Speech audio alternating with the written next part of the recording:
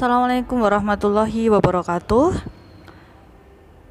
Hari ini kita akan pergantian bab ya, yang nantinya kita akan belajar di bab kedua, yaitu tentang struktur dan fungsi anatomi tubuh manusia. Jadi kalau di ilmu kesehatan maupun di ilmu kedokteran ya, jadi untuk pengetahuan yang sangat kompleks ya, itu ada di bagian anatomi yang dia melibatkan tentang organ-organ dalam tubuh kita. Jadi ketika kita ingin mengetahui seluruh anatomi di dalam tubuh kita, kita juga harus mengetahui tentang sel, jaringan, organ, dan sistem organ. Nah, untuk kali ini akan kita bahas terkait dengan anatomi manusia. Oke, bisa kalian buka di buku paket pada halaman 28 ya. Di situ ada posisi anatomi, arah dalam anatomi, dan bidang anatomi.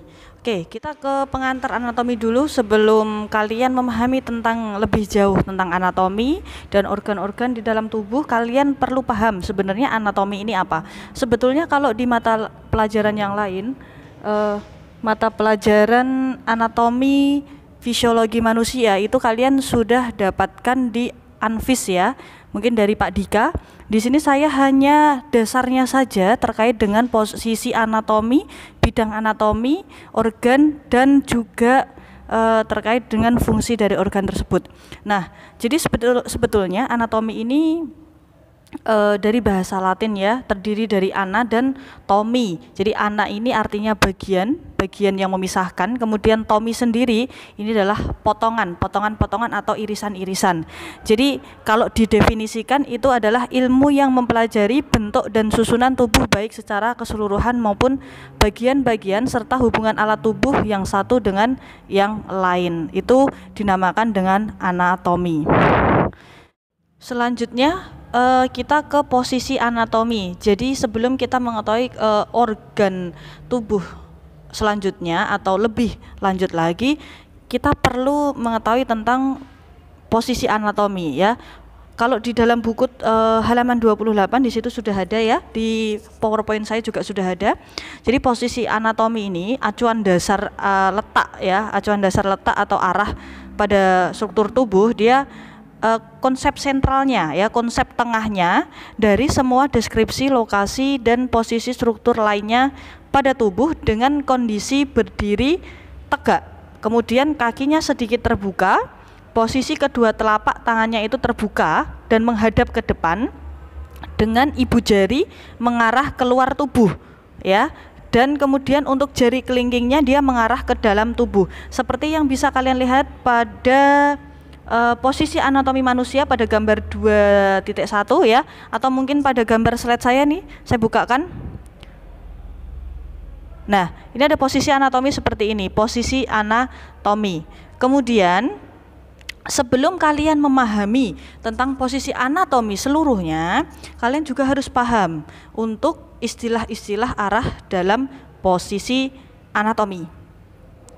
Yang pertama ada superior. Superior itu artinya mengarah ke kepala atau bagian lebih tinggi, itu superior, atas ya. Kemudian ada inferior. Inferior itu menjauhi kepala atau pada bagian bawah, artinya bawah. Inferior itu bawah, superior itu artinya atas.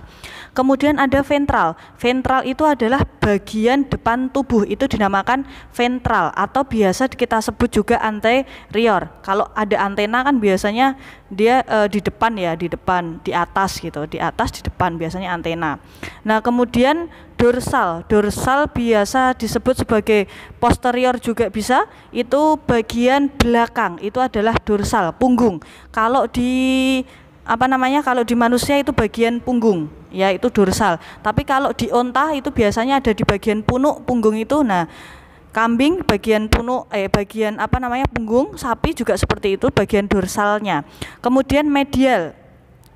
Medial itu tengah-tengah ya, jadi mendekati garis tengah ya, imajiner tubuh, jadi tegak lurus pada tubuh. Kemudian lateral itu menjauhi garis tengah imajiner tubuh seperti lengan ya. Kemudian ada proksimal. Untuk proksimal sendiri dia mendekati asal dari bagian tubuh. Contohnya ada siku-siku ya, siku-siku. Kemudian ada distal. Distal itu menjauhi dari bagian tubuh, itu distal. Kemudian untuk yang bidang anatomi ya, jadi kan kalau saya tadi bilang posisi anatomi ini merupakan kondisi manusia yang berdiri tegak, kaki sedikit terbuka, posisi kedua telapak tangan terbuka ke depan dengan ibu jari mengalah keluar dan kelingking mengarah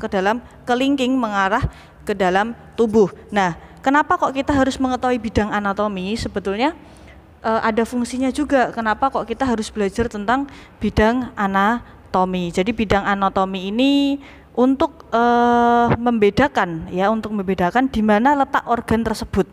Apakah di bagian superior, apakah di bagian inferior, apakah itu pada bagian dorsal ataupun ventral dan lain sebagainya. Makanya kita harus tahu tentang bidang anatomi, apalagi untuk di dunia medis atau ilmu kedokteran. Mereka harus lebih paham tentang bidang-bidang anatomi karena untuk mengetahui tata letak organnya seperti itu. Kemudian untuk bidang anatomi sendiri, saya bukakan di slide saya ya, di sini. Oke, bidang anatomi yang di sini. Oke, bisa kalian lihat itu ada superior paling atas ya, ada inferior. Kemudian ada bidang median, kemudian ada bidang sagittal dan bidang horizontal serta bidang koronal. Yang pertama itu ada bidang median. Jadi bidang median ini merupakan bidang yang membagi tepat tubuh menjadi bagian kanan dan kiri. Ya, di sini ya. Bidang median itu ya kita belah di sini dari sini ke sini. Ini termasuk bidang median, ada kanan dan ada sebelah kiri. Seperti itu, ada lengan bagian kanan, ada lengan bagian kiri, seperti itu. Kemudian ada bidang sagittal. Bidang sagittal dia merupakan bidang yang membagi tubuh menjadi dua bagian dari titik tertentu ya. Jadi tidak membagi tempat dua bagian. Bidang ini sejajar dengan bidang median. Jadi sebenarnya untuk bidang sagittal ini sebenarnya pembagian dari si bidang median ini. Jadi dia tidak membagi tempat dua bagian seperti itu. Kemudian yang ketiga itu ada bidang horizontal. Yang bidang ini terletak melintang melalui tubuh. Bidang ini membagi tubuh menjadi bagian atas, superior dan inferior. Di sini bidang yang saya maksud ya, yaitu bidang horizontal itu ada di sini. Di sini ya, di sini.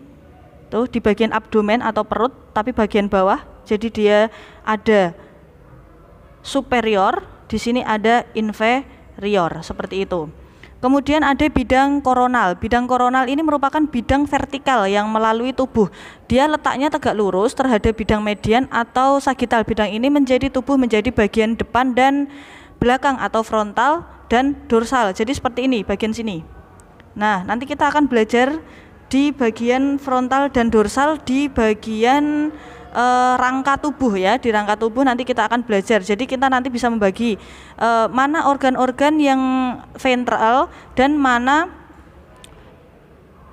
bagian yang superior, mana yang bagian inferior, mana bagian organ tubuh bagian frontal ya, frontal itu depan, kemudian mana bagian tubuh yang bagian belakang atau dorsal, seperti itu ya. Oke, kalau depan kan sini. Kalau yang belakang mungkin bisa dilihat di mana ya, kalau di buku itu.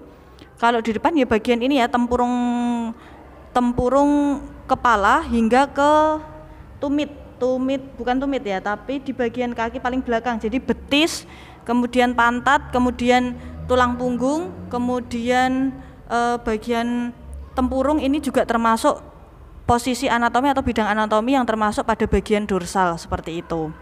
Oke, untuk materi hari ini kita sampai di sini dulu pelan-pelan. Untuk minggu depan kita lanjut ke organ. Nah, besok untuk UTS ulangan tengah semester itu nanti kita sampai ke bagian rangka saja gitu. Jelas ya? Nanti kalau misalkan belum jelas silahkan bisa ditanyakan dulu, enggak apa-apa. Jangan sungkan untuk bertanya dengan saya lewat WA ataupun apapun itu yang sebagai media belajar kalian.